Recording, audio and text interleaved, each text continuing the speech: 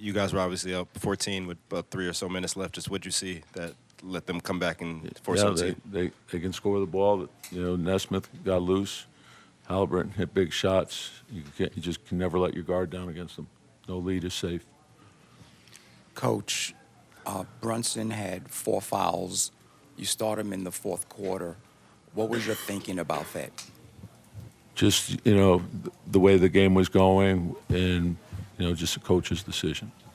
Coach, on Obi's dunk, at that point, was the instructions to foul or just let him go to the hoop? Yeah. Tom, how disappointing is it, I guess, just the team played so well when Jalen got that 5th foul. You guys went on a 14-0 run. I know that obviously, as we saw, it doesn't end the game, but just that sort of momentum to not close this out. Yeah, you know, there's obviously disappointment when you fall short, you know, but it doesn't. We have to take a look at the film, make our corrections, and then we got to change quickly for game 2. We got to be ready for game 2, and that's all you look at. So you have to take disappointment and turn that into more determination. You guys have been on the other side of these in the last series, big fourth quarter comebacks. Just kind of, what did you see? Did you see a common denominator there down the stretch? Yeah, just, you know, and again, your defense, you got to be able to count on your defense.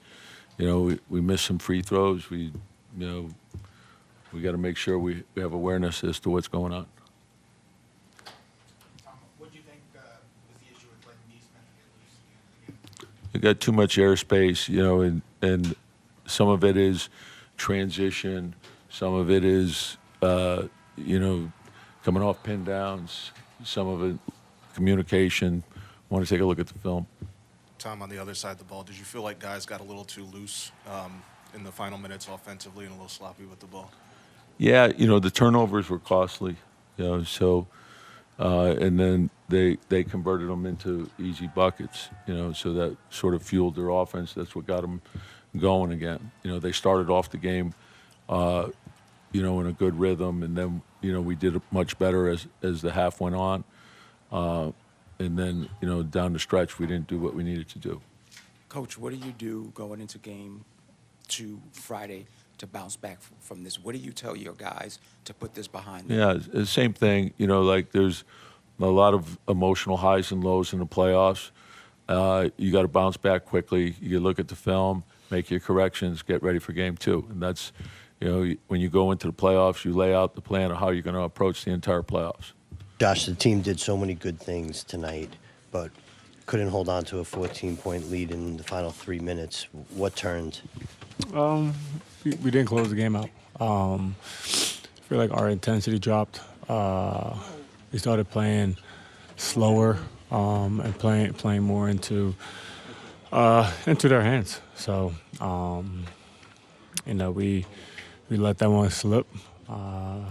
And now we just got to make sure tomorrow we go in, we watch tape, we see where we could have been better, and we're right back Friday. Josh, you guys were obviously up 14 with 3 to go in the fourth quarter. Just what did you see unfold from that point on that let them? We didn't finish the game out. Like I said, we didn't run through that finish line.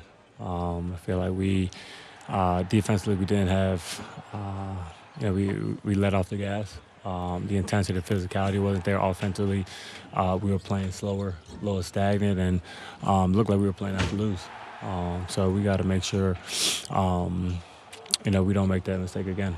You know, so obviously it's a tough one. You know, we're all disappointed in it, but you know, the series not over after one game. Toughest loss you've ever been on.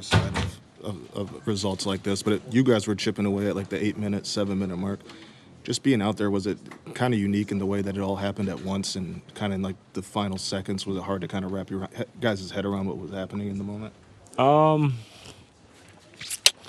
don't know. It was disappointing. You know, we gave them, you know, open shots.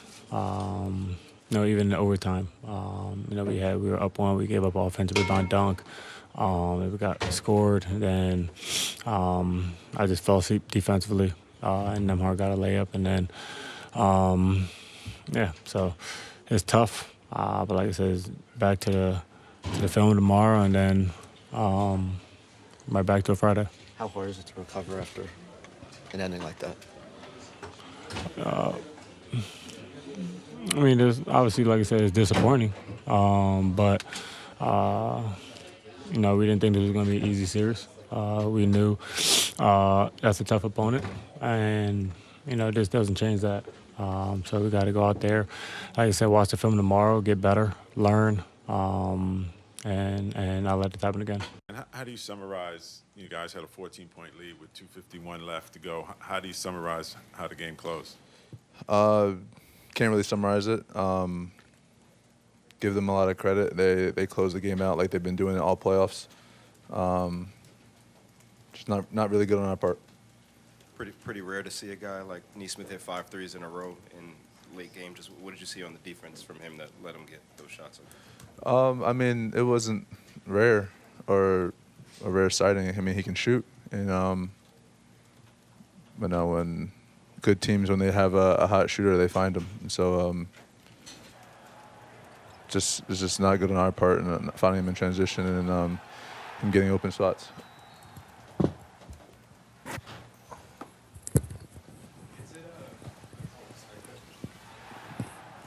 Pacers stole the game in the last minute. How difficult is to recover from something like this, and we're learning from this? Tomorrow we watch film and get together as a team and just reevaluate and then be ready for game 2. The lead was so big with so little time left. In the moment, are you realizing, kind of seeing it going down quickly, and I guess are you realizing how hot he is? I mean, yeah. I mean, once he hits one, you got to be on high alert, and so just I got to do a better job of finding him. And I think he had like one or two that started it off with me in the vicinity, and just not a way to close the game. Jalen, and end of the game, they started trapping you more, like in the fourth. How'd you feel like you responded in those situations, and what do you feel like you could have done there? Not turn the ball over and give my teammates a better chance to close out this game. Just turn the ball over doesn't help us. And Like you got off the ball quick enough, or? I feel like I can, but also I feel like I know how not to turn the ball over. And so, just like I said, it's not a good way to end the game. Kat, how tough is this loss for you guys, and how do you guys bounce back?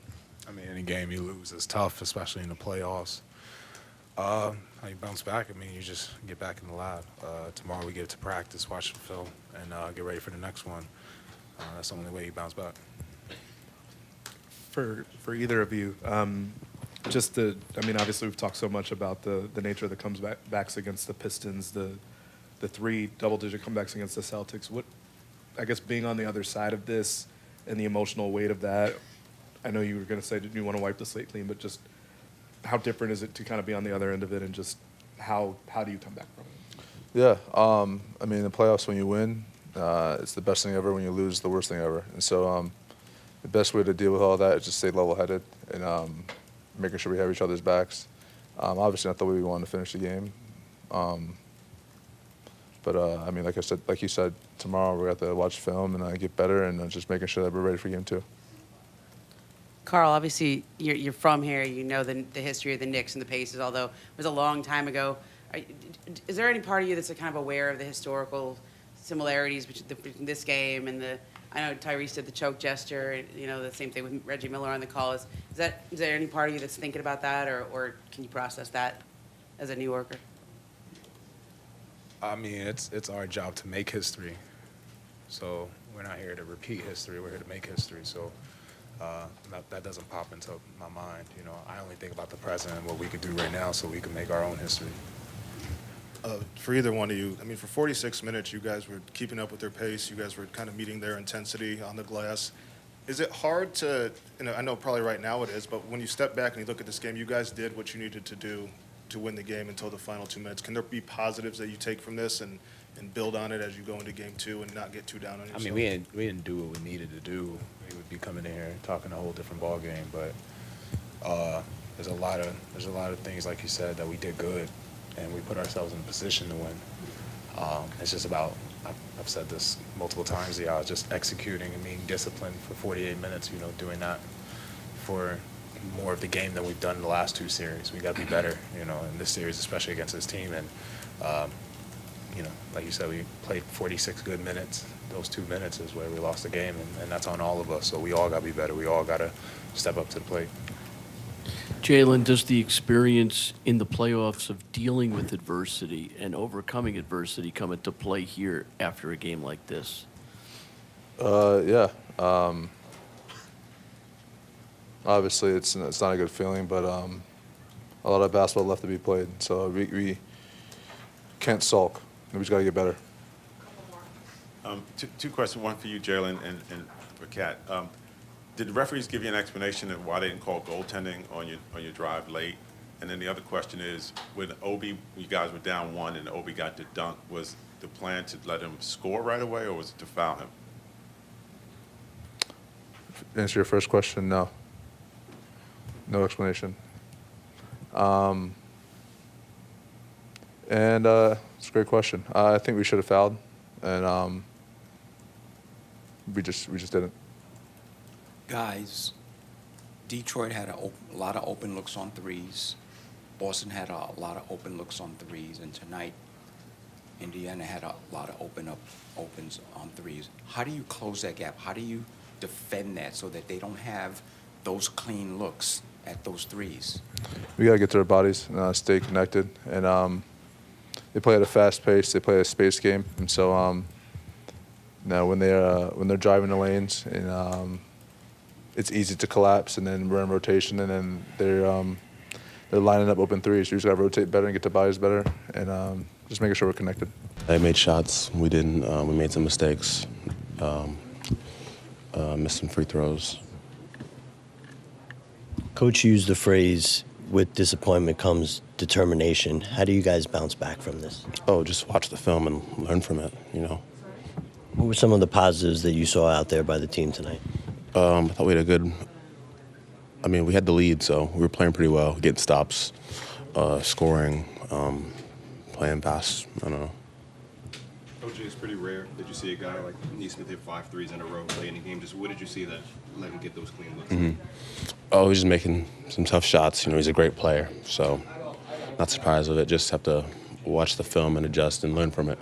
OG, what is it about this ball club that has enabled you to come back from adversity numerous times this year in the regular season and playoffs? Just being a resilient team and knowing it's just one game. I mean, the series just started. It's just one game. So just watch the film, learn from it, and go from there. OG, you guys have obviously been on the other side of these a couple times throughout the postseason, but you guys started chipping away at 8 minutes, 7 minutes. Was there kind of like a rush of them being able to do it in the final 2 minutes, almost like you're looking up and it's like, oh, the game's almost done? Was it just unique in the time in which they made their run, I guess? Yeah, I mean, they made a bunch of shots in a row. I think we went a little bit cold in that time. So, yeah, it just happened like that.